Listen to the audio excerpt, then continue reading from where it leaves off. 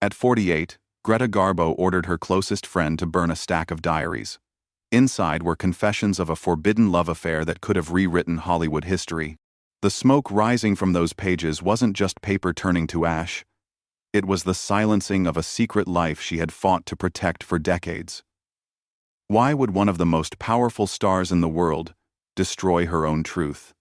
To understand, we must go back to where her story began, far from the glitter of Hollywood.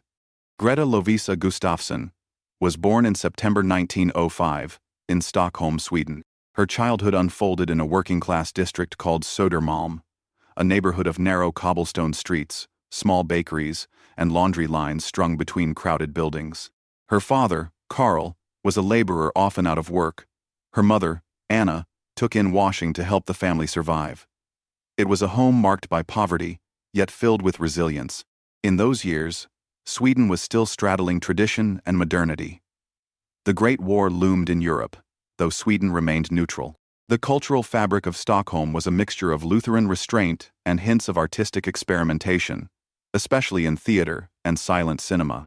Young Greta grew up in a world where women were expected to marry, raise children, and keep their voices soft. But already, she seemed different. As a child, she was shy, withdrawn, and uneasy in large crowds.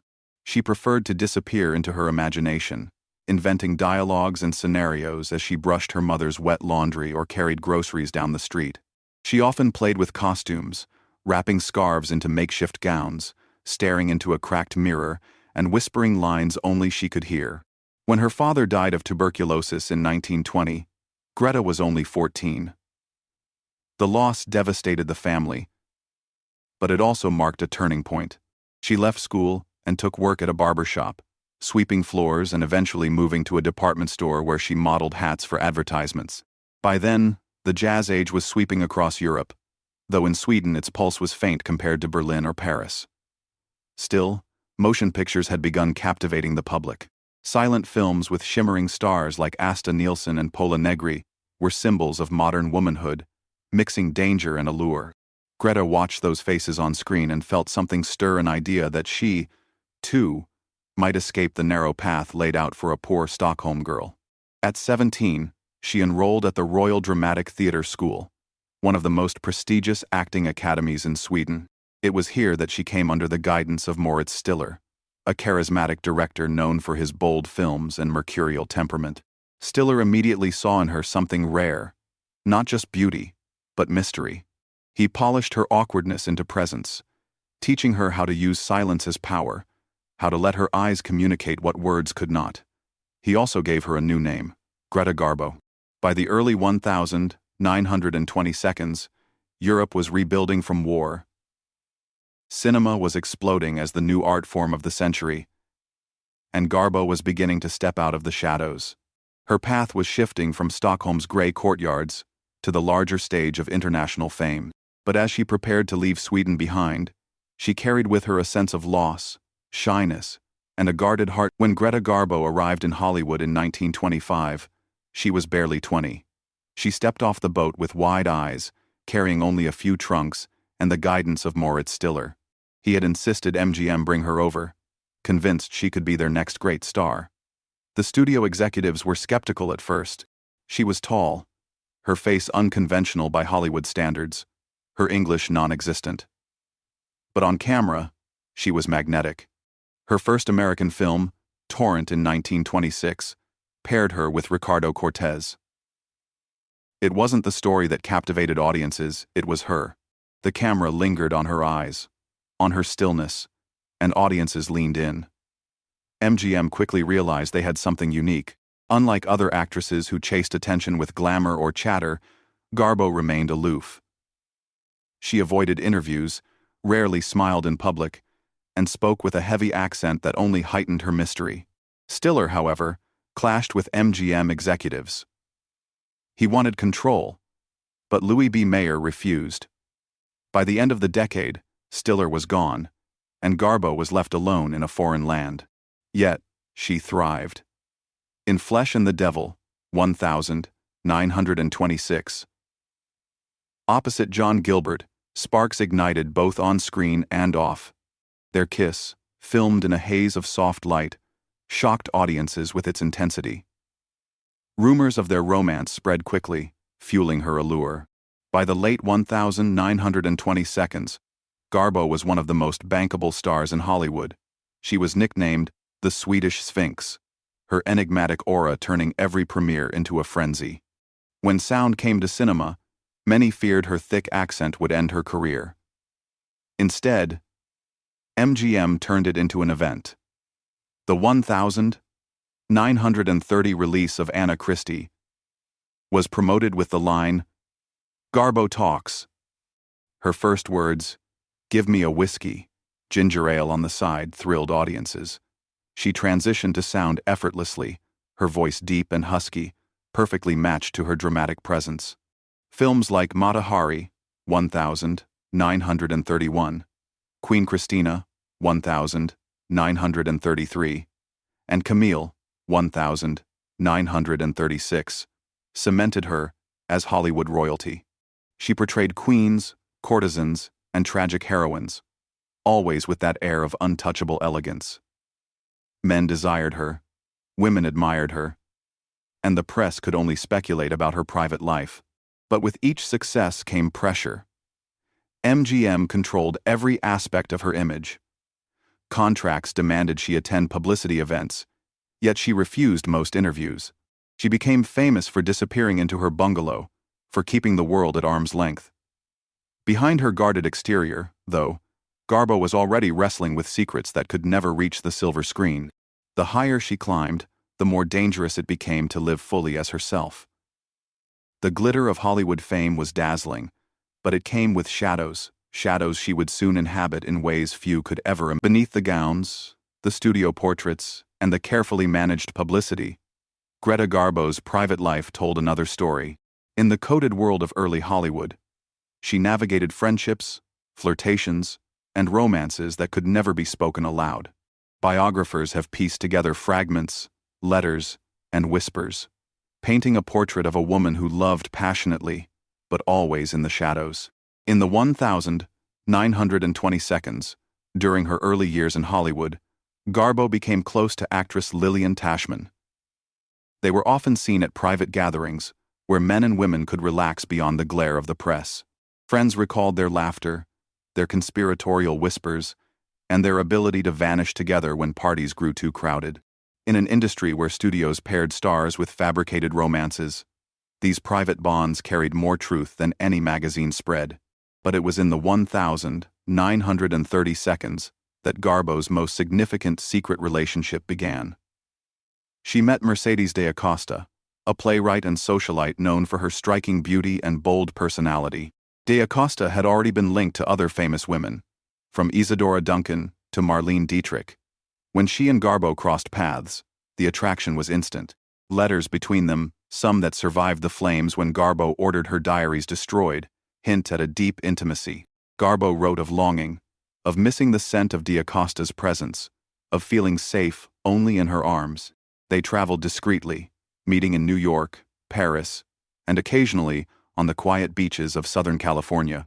In photographs, they are rarely side by side, but behind the scenes, they shared private afternoons, coded phone calls, and love that had to remain invisible. The secrecy weighed heavily. Studios enforced morality clauses, and even a rumor of same-sex affection could end a career. Garbo learned to use her silence as a shield. She neither confirmed nor denied, and in that ambiguity, she protected herself. Marlene Dietrich's name also circles Garbo's story. Both were European imports, both icons of allure, and rumors suggest a tempestuous affair in the early 1930s.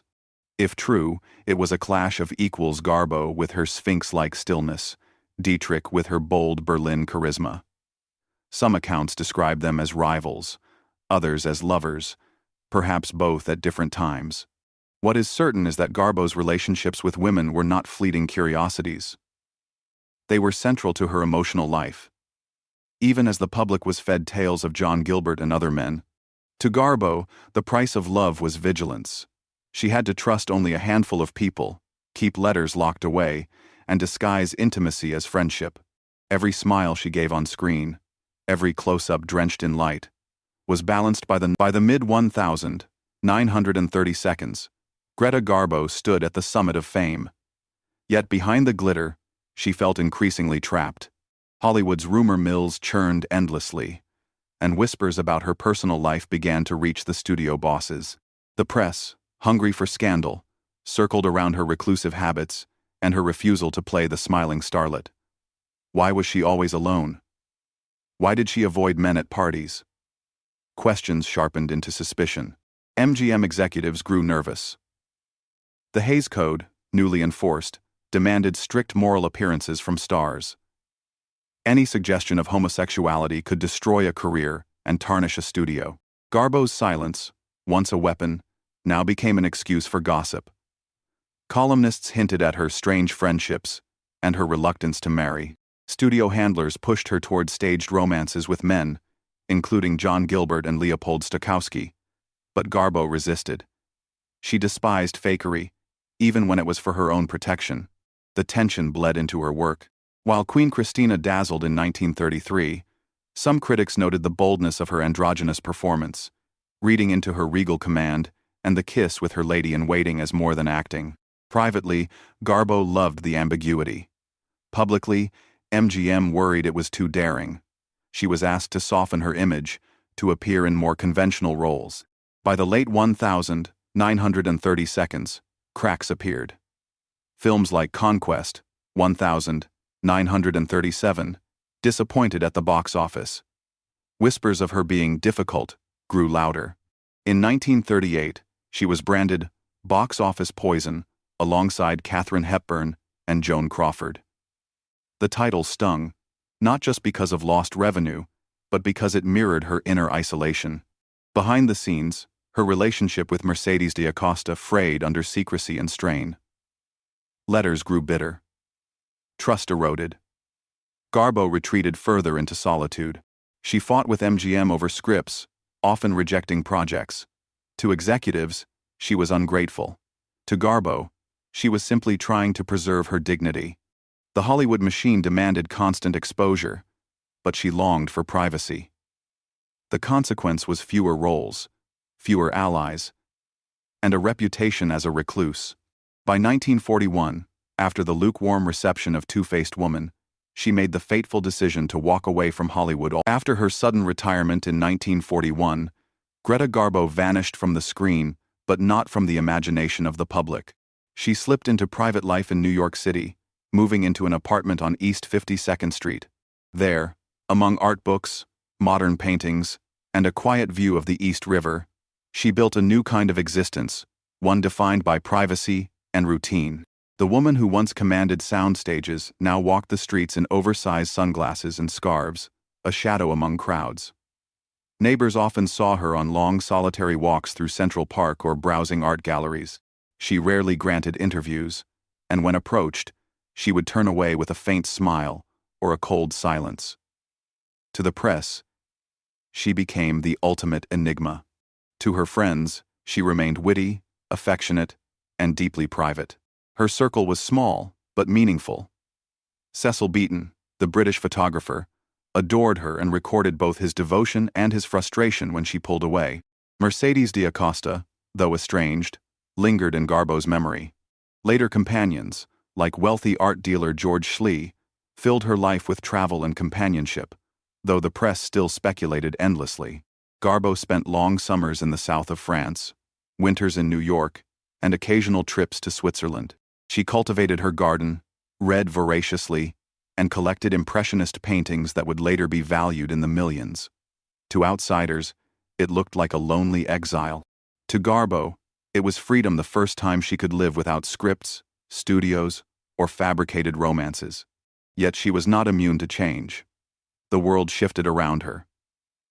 By the 1960 seconds, conversations about sexuality had begun to stir more openly, though still fraught with prejudice. Younger stars like Montgomery Clift and Rock Hudson faced the same burdens she had carried. Garbo, however, never publicly addressed her private life. When asked why she never married, she simply said she never found the right person. In 1954, The Academy honored her with an Oscar for her unforgettable screen performances. She did not attend. Greta Garbo's life was more than stardom. It was a study in silence, secrecy, and survival.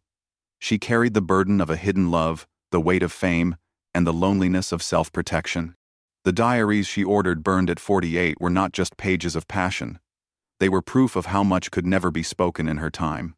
Her story reminds us of the cost of image in old Hollywood, where studios dictated desire and society punished truth. Yet Garbo endured. She lived on her own terms, retreating when the world demanded too much, preserving her dignity even in solitude.